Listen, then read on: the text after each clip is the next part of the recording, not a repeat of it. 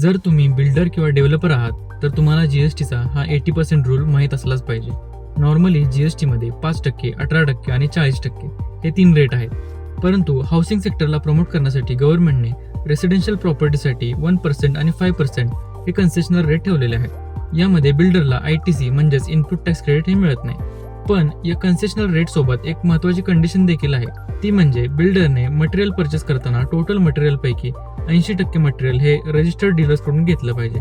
जर एखाद्या केसमध्ये बिल्डरने 80% पेक्षा कमी मटेरियल रजिस्टर्ड डीलर कडून घेतलं तर जो शॉर्टफॉल असतो, म्हणजे सपोज 70% मटेरियल हे रजिस्टर्ड डीलर कडून घेतलं तर जो शॉर्टफॉल आहे म्हणजे 10%, या 10%वर बिल्डरला रिव्हर्स चार्जने 18% जीएसटी भरावा लागतो.